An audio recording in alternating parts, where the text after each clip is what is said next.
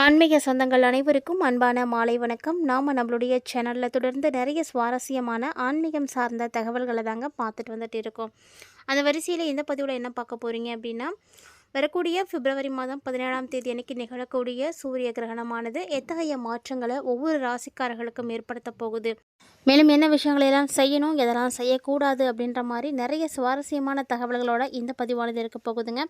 வீடியோக்குள்ளே போகிறதுக்கு முன்னாடி நீங்கள் நம்ம சேனலை சப்ஸ்கிரைப் பண்ணாமல் இருக்கீங்க அப்படின்னா மறக்காமல் சேனலை சப்ஸ்கிரைப் பண்ணிக்கோங்க. கூடவே பக்கத்தில் இருக்கிற பெல் சிம்பிளையும் கிளிக் பண்ணிக்கோங்க. அப்போ தான் நாங்கள் போடக்கூடிய வீடியோக்கள் எல்லாமே உங்களுக்கு நோட்டிஃபிகேஷன் உடனுக்குடன் வந்தடையும், நீங்களும் பார்த்து பயன்பெறலாம். வாங்க வீடியோக்குள்ளே போகலாம். பொதுவாக கிரகணம் அப்படிங்கிறது வானத்தில் நிகழக்கூடிய அரிய வகை நிகழ்வு தாங்க. இந்த கிரகணம் பார்த்திங்கன்னா ஒரு ஆண்டுக்கு ஒரு 4 முறை இல்லைன்னா 5 முறை ஏற்படும். அதில் 2 சூரிய கிரகணமாகவும் இருக்கலாம், 3 சந்திர கிரகணமாகவும் இருக்கலாம், இல்லைனா 3 சந்திர கிரகணங்கள் இல்லாமல் 3 சூரிய கிரகணமாகவும் 2 சந்திர கிரகணங்களாகவும் இருக்கும். எப்படியோ ஒன்று 4 இல்லைனா 5 முறை கிரகணங்கள் நிகழும். இதெல்லாமே பார்த்திங்கன்னா ஒரு இயற்கை நிகழ்வு தான். ஆனாலுமே ஜோதிட ரீதியாக ஒரு சில தாக்கங்களை இது உண்டு பண்ணிட்டு தான் இருக்குது அப்படின்னு சொல்லணும். பொதுவாக கிரகணம் அப்படிங்கிறது சூரியன், பூமி, சந்திரன் இது எல்லாமே ஒரே நேர்கோட்டில் வரும் பொழுது ஒரு வானத்தில் நிகழக்கூடிய ஒரு அற்புதமான நிகழ்வு. அதாவது ஒரு வானியல் ஒரு பொருள் நிழல் மற்றொரு பொருளின் மீது விழுந்து தற்காலிகமாக சூரிய ஒளி அல்லது நிலவின் ஒளியை மறைக்கப்படும் பொழுது தான் ஒரு கிரகணமானது ஏற்படுது. இந்த கிரகணம் பார்த்திங்கன்னா சூரிய கிரகணம், சந்திர கிரகணம் அப்படின்னு 2 வகைகளில் இருக்குது. இதில் ஒன்றொன்றுலையும் பார்த்திங்கன்னா முழு கிரகணம், வளைய கிரகணம், இது பகுதி கிரகணம் அப்படின்னு நிறைய வகைகளில் காணப்படுது.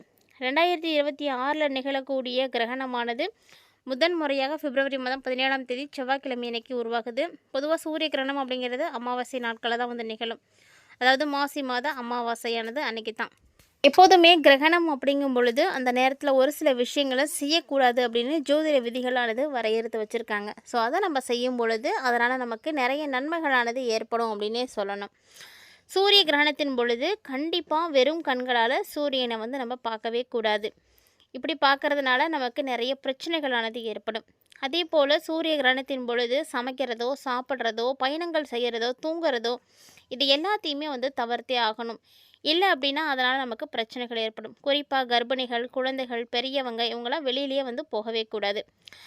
முடிஞ்ச அளவுக்கு வீட்டுக்குள்ளேயே அன்றைக்கி இருங்க, அதுதான் நல்லது. கிரகண காலங்களில் அதே போல் கூர்மையான ஆயுதங்களையும் பயன்படுத்தக்கூடாது. இதையெல்லாம் செய்யக்கூடாது அப்படின்னு சொல்கிறதுக்கு நிறைய விஷயங்கள் காரணமாக இருக்குங்க. அதாவது சூரியனை நேரடியாக பார்க்கக்கூடாது. ஏன் அப்படின்னு சொல்கிறாங்கன்னா, அங்கே வெறும் கண்ணால் பார்க்கும் பொழுது அந்த சூரியனுடைய ஒளிக்கதிர்கள் நம்மளுடைய கண்ணோட விழித்திரையை பாதிப்படையும். ஸோ அது சேதப்படுத்துச்சு அப்படின்னா நமக்கு நிரந்தரமாக பார்வை இல்லாமல் போகிறதுக்கான வாய்ப்புகள்லாம் கூட இருக்குது. பைனாக்குலர், டெலஸ்கோப் இல்லைனா சாதாரண சன்கிளாஸ் இதெல்லாம் கூட கண்டிப்பாக பயன்படுத்தக்கூடாது. அதுக்குன்னு பிரத்யேகமாக வடிவமைக்கப்பட்டிருக்கக்கூடிய கண்ணாடிகளை பயன்படுத்தி மட்டும்தான் நீங்கள் அந்த சூரிய கிரகணத்தை பார்க்கணும். அதே போல் சாப்பிடக்கூடாது அப்படின்னு ஏன் சொல்கிறாங்க அப்படின்னா, அந்த டைமில் சாப்பிடும் பொழுது அந்த உணவுகள் செரிமானமாகாமல் இருக்குமா, செரிமானத்தை பாதிக்கும். அதோடு பார்த்திங்கன்னா கிருமிகள் பெருக ஆரம்பிச்சிடும். ஸோ அதனால் நமக்கு வயிற்றுக்கு பிரச்சனைகளானது ஏற்படும். அப்படின்றதுனால தான் அந்த டைமில் உணவுகள் சாப்பிடக்கூடாது அப்படின்னு சொல்கிறாங்க. வெளியே ஏன் போகக்கூடாது அப்படின்னு ஒரு சிலருக்கு சந்தேகங்கள் இருக்கும். கர்ப்பிணிகள், குழந்தைகள், முதியவங்க நீங்கள் எல்லாருமே வெளியில் போகக்கூடாது. அப்படி நீங்கள் வெளியில் போகும்பொழுது சூரிய கதிர்களால் பாதிப்படைகிறதுக்கு வாய்ப்புகள் நிறைய இருக்குது. அதனால தான் வெளியிலேயே போகக்கூடாது அப்படின்னு சொல்லுவாங்க. பொதுவாக கிரகணம் அப்படிங்கிறது ஒரு சில மணி நேரங்கள் மட்டும்தாங்க இருக்கும். அந்த நேரங்களில் மட்டும் நம்ம கூடுதல் கவனத்தோடு இருந்துட்டோம் அப்படின்னா நமக்கு பிரச்சனைகள் இருக்காது. இல்லை அப்படின்னா கிரகணத்தால் ஏற்படக்கூடிய தோஷங்கள் கூட இருக்குது. அப்படி ஒருவேளை கிரகண தோஷங்களை நீங்கள் பாதிப்பு அடையாமல் இருக்கணும் அப்படிங்கிறதுக்காக தான் அந்த காலத்திலேயே நம்முடைய முன்னோர்கள் ஒரு சில வழிமுறைகளை எல்லாமே வகுத்திருக்காங்க. ஸோ அதை முறைப்படி ஃபாலோ பண்ணும் பொழுது அதனால் பிரச்சனைகளும் பாதிப்புகளும் கூட நமக்கு ஏற்படாமல் இருக்க முடியும். அதனால் அமாவாசை அன்னைக்கு தெரியாமல் கூட இந்த தவறுகளை எல்லாம் செய்யாதீங்க. அப்படி ஒருவேளை நீங்கள் தெரியாமல் செய்கிறீங்கன்னா கூட அதனுடைய பாவங்களை நீங்கள் தான் சுமக்கிற மாதிரி இருக்கும். இப்போ வாங்க மீனராசிக்காரங்களுக்கு எப்படி இருக்குது இந்த கிரகணத்திற்கு அப்புறம் அப்படின்னு பார்க்கலாம். ஏன்னா கிரகணத்துக்கு அப்புறமா என்னென்ன விஷயங்கள் நடக்கும் அப்படின்னு ஜோதிட சாஸ்திரத்தின்படி கிரக அமைப்புகள் மூலமாக மட்டும்தான் தெரிஞ்சுக்க முடியும். அமாவாசையில் வரக்கூடிய கிரகணம் அப்படிங்கிறதுனால நமக்கு பாதிப்பு ஏற்படாமல் இருக்கிறதுக்கு ஒரு சில விஷயங்களை செய்யணும். அதை தான் நம்ம ஒவ்வொரு பதிவுலையுமே பார்த்துட்ருக்கோம். ஸோ சூரிய கிரகணத்தை பற்றி நிறைய விஷயங்களை பார்த்துட்டு வந்துட்டு இருக்கோம். கண்டிப்பாக நம்மளுடைய பதிவில் நிறைய தகவல்கள் இருக்குது. இன்ன வரைக்கும் நம்ம சேனலை நீங்கள் பார்த்ததே இல்லை அப்படின்னா மறக்காமல் சேனலை சப்ஸ்கிரைப் பண்ணிவிட்டு ஒன்ஸ் விசிட் பண்ணி பாருங்கள். உங்களுக்கு பிடிச்சிருக்கு அப்படின்னா சேனலை சப்ஸ்கிரைப் பண்ணிவிட்டு தொடர்ந்து ஃபாலோ பண்ணுங்கள். இப்போ வாங்க மீனராசிக்காரங்களுக்கு எப்படி இருக்குன்றதை பார்க்க போகிறோம்.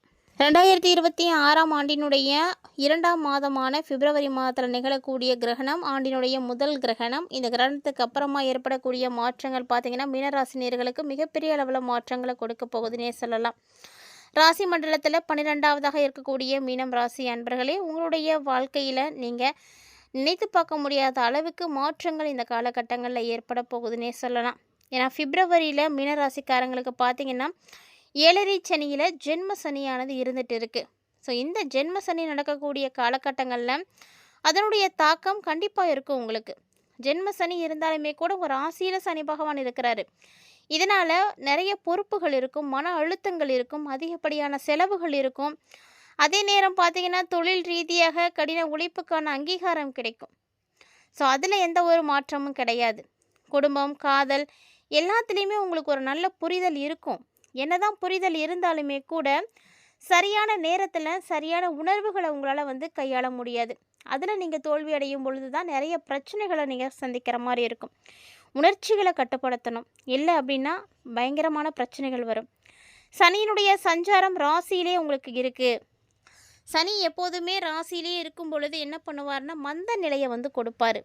எதுலேயுமே ஒரு சுறுசுறுப்பாக உங்களால் இருக்கவே முடியாதுங்க. அதாவது என்ன தான் செய்துட்டு இருந்தாலும் ஒரு தனிமை அப்படின்றது உங்களுக்கு தேவைப்படும். அந்த தனிமை உணர்வு அதிகமாகவே உங்களுக்கு இருக்கும். இந்த காலகட்டங்களில் தோல்வி மனப்பான்மைகள் கூட உருவாகும். என்னடா நம்ம நிறைய செய்கிறோம், ஆனால் தோல்விகளை மட்டுமே சந்திக்கிறோம் அப்படின்ற மாதிரியான எண்ணங்கள் உருவாகும். எல்லாமே நடக்க தான் செய்யும். ஸோ கவனமாக இருக்கணும். கவனம் அப்படிங்கிறது ரொம்ப முக்கியம் இல்லையா? மீனராசிக்காரர்களுக்கு இந்த காலகட்டங்களில் நிறைய பிரச்சனைகளானது இருக்குது.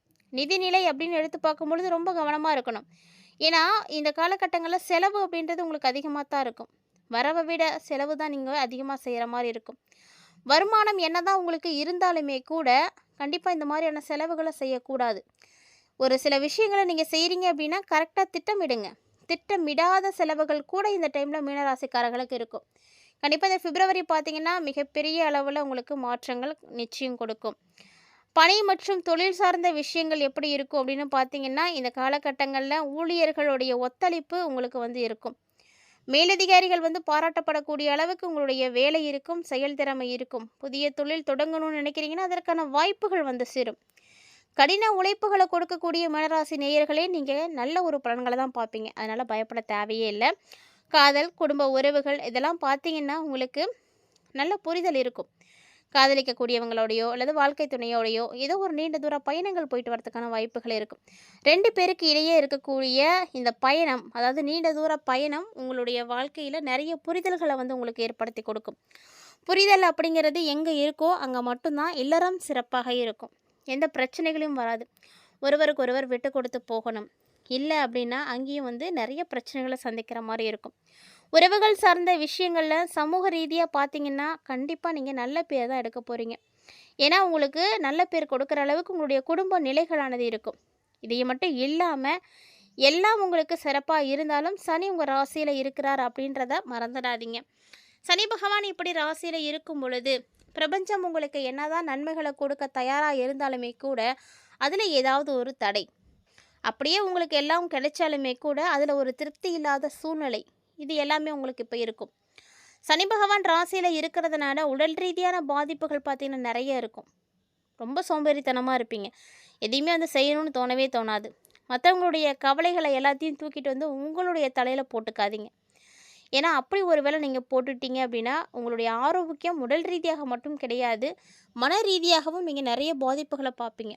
ஸோ அவங்களுடைய பிரச்சனைகளையே சுமக்க முடியாத இந்த காலகட்டங்களில் நீங்கள் மற்றவர்களுடைய பாரங்களை சுமக்கிறதுக்கு தயாராக ஆனீங்க அப்படின்னா நிறைய பாதிப்புகள் இருக்குது. ஏன்னா ஆல்ரெடி உங்களுக்கே நேரம் சரியில்லை. இந்த சமயத்தில் உங்களுடைய பிரச்சனைகளை சமாளிக்கிறது அப்படிங்கிறதே மிகப்பெரிய ஒரு விஷயந்தான். அப்படி இருக்கும் பொழுது நீங்கள் அடுத்தவர்களுடைய விஷயங்களை கண்டிப்பாக எடுக்கக்கூடாது. இது உங்களுடைய ஆரோக்கியம் அப்படின்றதுல மனசை பாதிப்படைய செஞ்சிடும். மன ரீதியான பாதிப்புகள் வந்துடுச்சு அப்படின்னா உடல் பலமாக இருந்தாலுமே கூட நம்மளால் எதையும் செய்ய முடியாது, தாங்கிக்க முடியாது. ஸோ உங்களுடைய மனசை லேசாக வச்சுக்கோங்க. மன அழுத்தம் இல்லாமல் இருக்கிறதுக்கு உங்களுக்கு பிடித்தமான விஷயங்களை எல்லாம் செய்யுங்க. ஒரு சிலருக்கு பார்த்திங்கன்னா பாடல் கேட்க பிடிக்கும், கவிதை எழுத பிடிக்கும். ஒரு சிலருக்கு பார்த்திங்கன்னா அவங்களுடைய மனசுக்கு பிடித்தமானவர்களுடைய பேசும் பொழுது அவங்களுடைய மனசில் இருக்கக்கூடிய கஷ்டங்கள் குறையறதுக்கான வாய்ப்புகள் இருக்கும். ஸோ இந்த மாதிரி உங்களுடைய மன கஷ்டங்கள் ஆனது தீர்றதுக்கு, உங்களுடைய மனசுக்கு நிம்மதி கிடைக்கிறதுக்கும் உங்களுக்கு என்ன பிடிக்குதோ அதை செய்யுங்க. அது உங்களுக்கு ரொம்பவே நல்ல பலன்களை இந்த காலகட்டங்களில் உண்டு பண்ணி கொடுக்கும். மேலும் கிரகநிலைகளுடைய ஏற்பாடுகளின்படி பார்க்கும் பொழுது நடக்கக்கூடிய பிரச்சனைகள் உங்களுக்கு பெருசாக இல்லாமல் இருக்க, நீங்கள் அதிலிருந்து தப்பிக்கிறதுக்கு என்ன எளிமையான பரிகாரம் செய்யலாம் அப்படின்னு பார்த்தீங்கன்னா, அனுமன் வழிபாடு செய்யலாம். சனிக்கிழமை நீங்கள் அனுமன் வழிபாடு செய்யுங்க. இல்லைனா சனி பகவானுக்கு சனிக்கிழமையில் எல் தீபம் போட்டு வழிபாடு செய்துட்டு வாங்க. இது ரெண்டும் செய்துட்டு வரும் பொழுது நிச்சயமாக மீனராசினியர்களுக்கு நல்ல மாற்றங்கள் கிடைக்கும். கண்டிப்பாக ட்ரை பண்ணுங்கள். இந்த வீடியோ பதிவில் நிறைய தகவல்களை நீங்கள் பார்த்து தெரிஞ்சுட்டு இருந்திருப்பீங்கன்னு நினைக்கிறேன். கட்டாயமாக இந்த பதிவு உங்களுக்கு ரொம்பவே பயனளிக்கக்கூடிய வகையில் இருந்திருக்கும்னு நினைக்கிறேன். பிடிச்சிருக்கு அப்படின்னா லைக் பண்ணி ஷேர் பண்ணுங்கள், மறக்காமல் கமெண்ட் பண்ணுங்கள். இது மட்டும் இல்லாமல் இது போல் நிறைய இன்ட்ரெஸ்டிங்கான தகவல்களானது நம்ம சேனலில் தினந்தோறுமே நம்ம பதிவேற்றம் செய்துட்டு தான் இருக்கோம். இந்த பதிவேற்றம் செய்யப்பட்ட தகவல்களை நீங்கள் பார்த்து பயன்பெறணும் அப்படின்னு ஆசைப்பட்டீங்கன்னா நம்ம சேனலை சப்ஸ்கிரைப் பண்ணிவிட்டு ஃபாலோ பண்ணுங்கள். தொடர்ந்து ஆன்மீக ரீதியாக கொடுக்கப்படக்கூடிய பரிகாரங்களையும் மறக்காமல் செய்து பயன்பெறுங்க.